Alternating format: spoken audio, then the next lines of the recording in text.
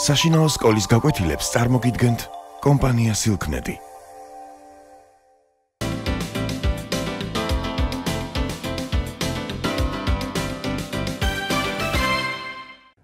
მოგესალმებით. ახლა ვიწყებთ საუბარს ნაცვალსახელთა სისტემაზე ქართულში და წინასწარ შეგახსენებთ, რომ მეტყველების ნაწილთა განხილვის დროს სახელებს შორის მეოთხე ადგილი, ბოლო ადგილი ეკავა ნაცვალსახელებს და ის განსაკუთრებულად გამოიყო როგორც ერთ-ერთი კლასი, რომელიც არსებითად სახელების ყველა ჯგუფს მოიცავს. კერძოდ როგორ ამას მოგახსენებთ. ნაცვალსახელი, თვით სახელწოდება და ფუნქცია ამ მეტყველების ნაწილის წარმოიქმნა მისი დანიშნულების გამო, მისი დანიშნულების მიხედვით. ნაცვალსახელით სახელდებული სიტყვა ჩვეულებისამებრ ენაცვლება რომელიმე სახელს, უპირველეს ყოვლისა არსებით სახელს და მეტყველების პროცესში, მეტყველების დროს გამოიყენება რომელიმე სახელის სანაცვლოდ. კერძოდ, როდესაც ჩვენ ვლაპარაკობთ ვინმეზე ან რაიმეზე, ვიყენებთ რომელიმე საგნის სახელს ან მოვლენის სახელს, შემდეგ მეტყველების პროცესში ჩავანაცვლებთ ხოლმე მას ნაცვალსახელით. კერძოდ, როდესაც ვამბობთ, რომ თქვათ სტუმარი მოვიდა და მეორე წინადებაში გვინდა გამოვიყენოთ ისევ სტუმარი, ამას არ გავიმეორებთ, რადგან ეს გაუმართლებელია ენის ეკონომიის თვალსაზრისითაც და სტილისტიკურადაც და ვამბობთ, ის უფროს დაელაპარაკა. არ ვამბობთ მეორედ სტუმარს, ანუ სტუმრის მაგივრად ვიტყვით ის, იგი. თუ ვთქვათ, ლაპარაკობთ რომელიმე თვისებაზე, ანუ ზეცართავსახელზე, ვთქვათ წითელი ვაშლი, ასეთი ვაშლი ჯერ არ მინახავს. ესე იგი, ასეთით მეორედ წითელს აღარ გამოვიყენებთ და გამოვიყენებთ ნაცვალსახელს, რომელიც თვისებას გამოხატავს. ან თუ ლაპარაკობთ რაოდენობაზე, თქვათ 1000 მეომარი იყო გამოსული სადღაც ისტორიულად და ამდენი მეომარი პირველად იყო გამოსული. ამდენი იქნება უკვე გამოყენებული 1000-ის მაგიერ და ის შეასრულებს სწორედ რიცხვითი სახელის როლს. აი, აქედან ამ მარტივი მაგალითებიდან სრულად აშკარად ჩანს, რომ ნაცვალსახელს ეკისრება მონაცვლეობა რომელიმე სახელისა წინადადებაში და აქედან შეერქვა მას ნაცვალსახელი, ანუ სახელის მონაცვლე. ამის გამოვე სწორედ რომ ის მონაცვლეობს სახელთა სხვადასხვა ჯგუფებთან არის საკმაოდ რთული შედგენილობის ნაცვალსახელთა სისტემა. ქართული ნაცვალსახელთა სისტემა 10 სხვადასხვა ჯგუფს მოიცავს და თვით ამ ჯგუფების შედგენილობაც საკმაოდ მრავალფეროვანია. და ამიტომაც უპირველეს ყოვლისა ჩვენ მიზნად დავისახეთ, რომ აი აქ წარმოდგენილი ყოფილიყო მთლიანობაში ნაცვალსახელთა ყველა ჯგუფი, 10-ვე ჯგუფი და ამ ნაცვალსახელთა შემადგენლობა თავისი დასახელებებით. თუმცა აქ მრავალწერტილები სადაც არის დასმული, უნდა მიაქციოთ ყურადღება, რომ ეს იმას ნიშნავს, რომ ყველა ნაცვალსახელი არ არის ჩასმული, რადგან დაფა ამას არ დაიტევდა. და დავიწყოთ თითოეული ჯგუფის დახასიათება. უპირველეს ყოვლისა ნაცვალსახელი არის პირის ნაცვალსახელი, როგორც თქვით ჩვენ, ის არსებითი სახელის მონაცვლეა და ამ მხრივ ის უპირველეს ყოვლისა ეკუთვნის სწორედ პირის ნაცვალსახელის ფუნქციას. კერძოდ, როდესაც ადამიანი ლაპარაკობს თავის თავზე, ან მასზე, ვისაც ელაპარაკება, ან საერთოდ სხვა საგნებზე და მოვლენებზე, მაშინ ის იყენებს პირის ნაცვალსახელებს და პირის ნაცვალსახელთა შედგენილობა არის შემდეგი. პირველი პირის ნაცვალსახელი მე, მეორე პირის ნაცვალსახელი შენ, მესამე პირის ნაცვალსახელი ის. შემდეგ ეს მრავლობითში, ჩვეულების ნაცვალსახელებს მრავლობითი აქვს, თუ ამას შინაარსი მოითხოვს, ჩვენ, თქვენ, ისინი. აქ აღარ აწერია ეს, მრავლობითში სამივეს ნაცვალსახელი და იგი არის ამის პარალელურად და ბოლოში თავი ნაცვალსახელი. სხვათა შორის შესაძლებელია ზოგ სახელმძღვანელოში თავი ნაცვალსახელი არ იყოს შეტანილი პირის ნაცვალსახელების რიგში, ან პირიქით ის იყოს გამოყოფილი ცალკე ჯგუფად. ეგრეთ წოდებულ უკუქცევით ნაცვალსახელად. თავი არსებითი სახელია, ჩვეულებრივი მისი დანიშნულება არის, რომ ის არსებითი სახელია, მაგრამ გარკვეული გამოყენების დროს ის ხდება როგორც ნაცვალსახელი. კერძოდ რა შემთხვევაში? აი ჩვენ შევადაროთ ორი წინადადება, ვთქვათ, ადამიანმა თავი დაიბანა, ვთქვათ, ეს ნიშნავს იმას, რომ სწორედ ადამიანის სხეულის ორგანოზია ლაპარაკი, თავზეა საუბარი, მაგრამ თუ ვიტყვით იმას, რომ მეომარმა თავი შეაკლა მტერს, თავი ამ შემთხვევაში ნიშნავს არა ორგანოს, არამედ ნიშნავს მთელ არსებას, ანუ მეს უდრის ეს თავი და აი ამ შემთხვევაში თავი არის ნაცვალსახელი. და ამ ნაცვალსახელს საკმაოდ დიდი მნიშვნელობა აქვს გამოყენების დროს, მეტყველებაში გამოყენების დროს ძალიან ხშირად ვიყენებთ როგორც თავი, აი ამ გაგებით, აი ესევე თავისი თავი და ჩემი თავი და ასე შემდეგ. ეს სწორედ მეს გულისხმობს, მთლიან არსებას გულისხმობს და შემდეგ აქედან კიდევ სხვა ნაცვალსახელები იწარმოება. შემდეგი ნაცვალსახელი გახლავთ ჩვენებითი ნაცვალსახელი, მისი დანიშნულება არის საგანზე მითითება და მას, რადგან ჩვენებითია, უკავია განსაზღვრების, ანუ ზედსართავის სახელის ადგილი. ანუ არსებით სახელის განსაზღვრავს. აქ რასაც პირდაპირ მიუთითებს საგანზე პირის ნაცვალსახელი, ამ შემთხვევაში ეს მითითება არის ჩვენება და აი ამიტომ ქვია მას ჩვენებითი ნაცვალსახელი. ეს წიგნი, ეგ კალამი, ის ბავშვი და ასე შემდეგ. ეს სწორედ აი ამას გულისხმობს, რომ საზღვრელის როლში მიათითებს, ანუ უჩვენებს ამა თუ იმ საგანზე. ეს ეგის, ასევე სამპირის მიმართება, იგი აქ პირის ნაცვალსახელად ჩვეულებრივ გამოიყენება, აქ უფრო იშვიათია უფრო ძველი მოვლენაა. ესენი მრავლობითში ეგენი ისინი, მერე შემდეგ ზედსართავული, წმინდა ზედსართავული შინაარსის შემცველი, ასეთი, ეგეთი, ისეთი, ამნაირი, მაგნაირი, იმნაირი, ამდენი, იმდენი, მაგდენი და ასე შემდეგ. შემდეგი ჯგუფი, მესამე ჯგუფი, კუთვნილებითი ნაცვალსახელები. კუთვნილებითი ნაცვალსახელების სახელწოდება ასევე ამ ჯგუფის შინაარსს ძალიან კარგად გამოხატავს, ის გულისხმობს ამა თუ იმ საგნის კუთვნილებას სუბიექტის ან ობიექტისადმი და აი სწორედ მეტყველების პროცესში მყოფი პირების მიმართება კუთვნილებითი და გვაქვს ასევე სამწევროვანი, როგორც ეს ეგის აი ეს სამწევროვანი პირებთან მიმართების მიხედვით, მე რაც მეკუთვნის ის არის ჩემი, შენ რაც გეკუთვნის ის არის შენი და მას რაც ეკუთვნის ეს არის მისი. შემდეგ მრავლობითში იქნება ჩვენი, თქვენი, მათი. შემდეგ არის თავისი, თავიანთი მრავლობითში, თავისი, ასევე მესამე პირთან არის დაკავშირებული, მაგრამ ის უფრო ზოგადი შინაარსისაა. შემდეგი ჯგუფი ნაცვალსახელების ეს არის კითხვითი ნაცვალსახელი, ძირითადი აქ არის ორი ნაცვალსახელი და ამათ ჩვენ უკვე ვიცნობთ, მას შემდეგ ჩვენდაც არსებითი სახელი გავიცანეთ, ეს მეტყველების ნაწილი, ვთქვით, რომ ამოვიცნობთ არსებით სახელს წინადადებაში, ტექსტში, კითხვებით ვინ და რა. ანუ ბრძონ სახელწოდებები ზოგადი არის ვინ და რა. ადამიანის ვინ და რა ჯგუფი არის ყველა დანარჩენი სულიერი და უსულო საგნების.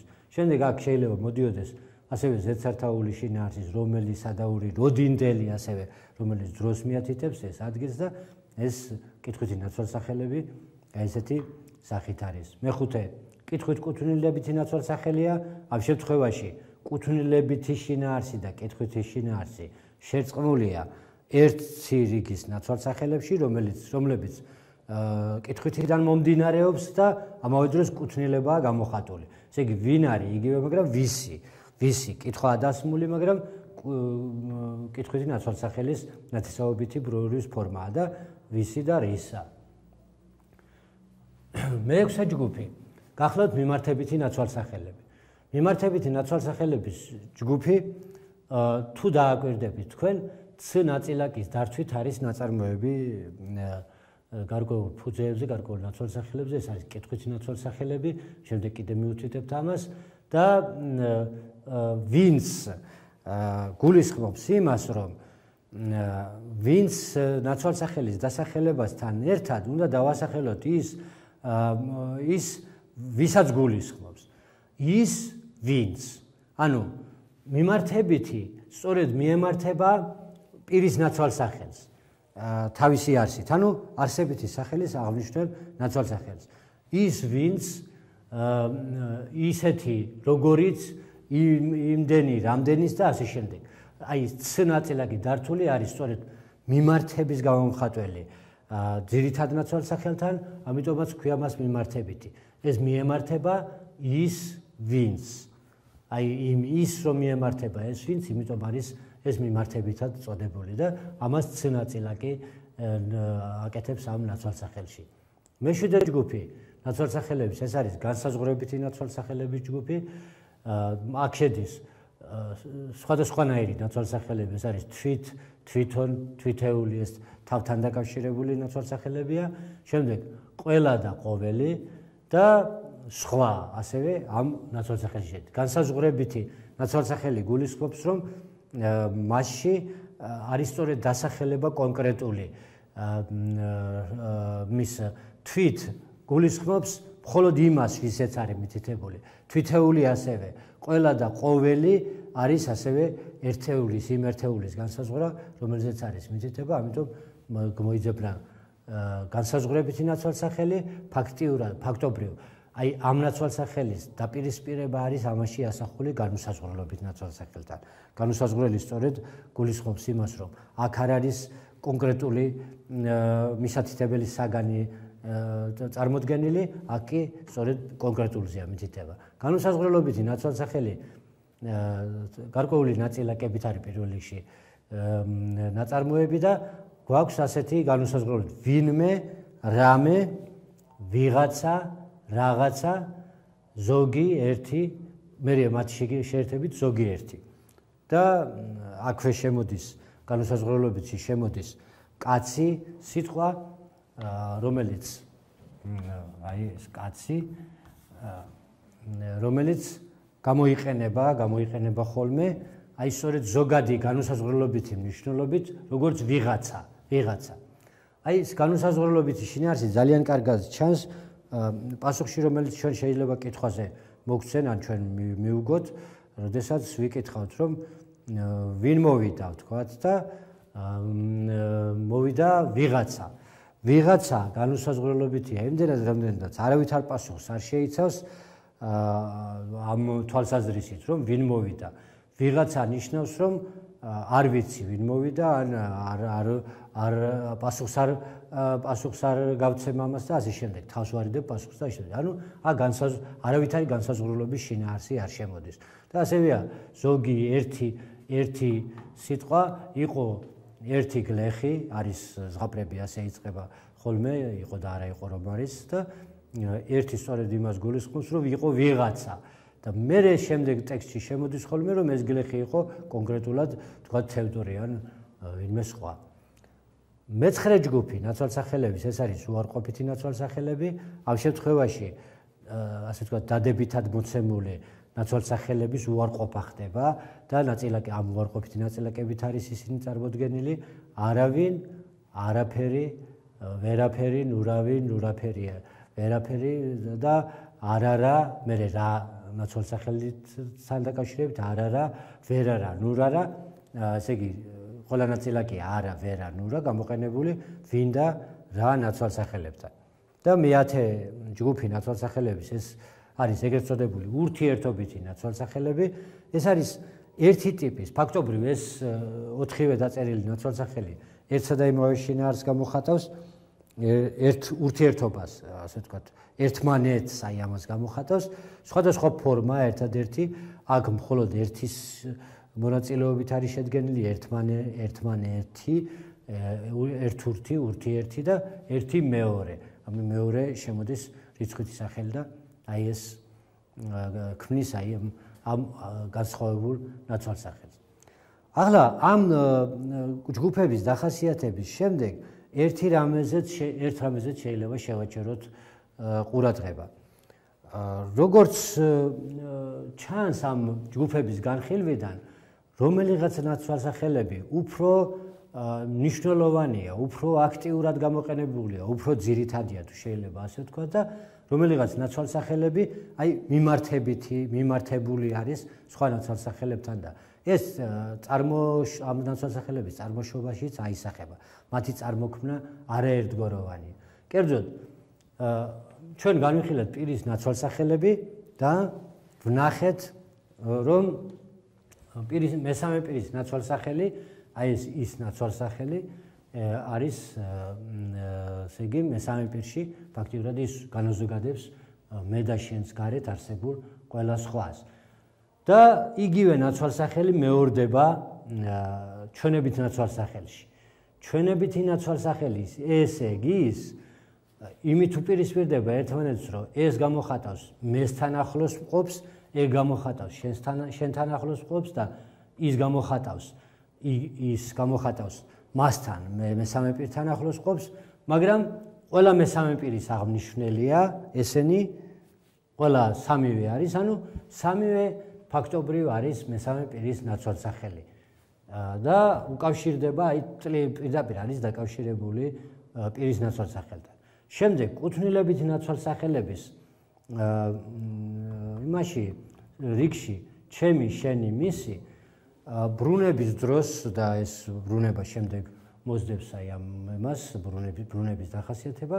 ნახავთ რომ როდესაც ჩვენ პირის ნაცვალსახელს მე, შენ, ის გამოვიყენებთ ნათესაობით ბრუნვაში, გვექნება ფორმა ჩემკენ ჩემს შესახებ, შენკენ შენ შესახებ, ანუ ჩემი, შენი არის ნათესაობითი ბრუნვის ფორმა პირის ნაცვალსახელის. ეს ფორმები კუთვნილებითი ნაცვალსახელის არის ფაქტობრივ პირის ნაცვალსახელთან ნათესაობითი ბრუნვის ფორმა. ასევე არის თავისი წარმოშობილი თავი ნაცვალსახელიდან იგივე პირის ნაცვალსახელია, როგორც ნახეთ, ანუ ის ნათესაობითობა აქ კუთვნილება ჩვენ ვიცით რომ ძმის სახლი სწორედ ნათესაობითით გამოიხატება. ძმის არის ნათესაობით ბრუნვაში კუთვნილება. და ამ შემთხვევაში ეს კუთვნილებითობა აღმოჩნდა რომ ნაცვალსახელთან წარმოქმნაში მნიშვნელოვან როლს თამაშობს ნათესაობითი ბრუნვა. კითხვითი ნაცვალსახელები დამოუკიდებელი ჯგუფია, თუ შეიძლება ასე ითქვას, ერთ-ერთი უძველესი ნაცვალსახელია ვინ და რა ნაცვალსახელები და ამიტომაც ისინი საგნებს მიემართებიან, ისევე როგორც პირის ნაცვალსახელები, მაგრამ შემდეგი ჯგუფი აი ეს მიმართებითი ნაცვალსახელები, შემდეგი განუსაზღვრელობითი ნაცვალსახელები, შემდეგი უარყოფითი ნაცვალსახელები, როგორც გამოჩნდა, უშუალოდ არის დაკავშირებული სწორედ კითხვით ნაცვალსახელებთან. ვინ რა, ვისი რისა, სწორედ ამათი ბრუნვის ფორმაა ნათესაობითი, ვინს რაც ეს არის ცნაწილაკ დართული ვინ და რა ნაცვალსახელები, შემდეგ ვინმე რამე და ვიღაცა რაღაცა არის მე და ღაცა ნაწილაკ დართული ვინ და რა ნაცვალსახელები და არავინ და ნურავინ და არარა კი არის ვინ და რაზე უარყოფითი არა ნურა ვერა ნაწილაკ დართული ნაცვალსახელები. ხოლო რაც შეეხება აი ბოლო იმას ჯგუფს ურთიერთობით ნაცვალსახელებს ეს ერთიდან მომდინარეობს და ეს ერთი რა თქმა უნდა უკვე აქ არ არის რიცხვითი სახელი ეს ერთი არის ნაცვალსახელი აი აქ რომ დავასახელეთ ჩვენ განუსაზღვრელობითი ნაცვალსახელი რომელიც შემდეგ ესე იგი რთულ სიტყვად ერთმანეთთან დაკავშირებით გვაძლევს ერთმანერთი ან ერთურთი ან ურთიერთი ანუ შეიძლება დავასკვნათ რომ რთული საკმაოდ რთული სისტემა ნაცვალსახელებისა წარმომავლობით არ გახლავთ ერთგვაროვანი სისტემა ის შეიცავს როგორც ძირეულ უძველეს ნაცვალსახელებს ისე მე შემდეგ წარმოქმნილ ნაცვალსახელებს და აი ბრუნების დროს აგრეთვე რიცხვის წარმოების დროს ამ სიძველეს თუ პირველადობა მეორეულობას აგრეთვე დიდი მნიშვნელობა აქვს. გმადლობთ ყურადღებისათვის.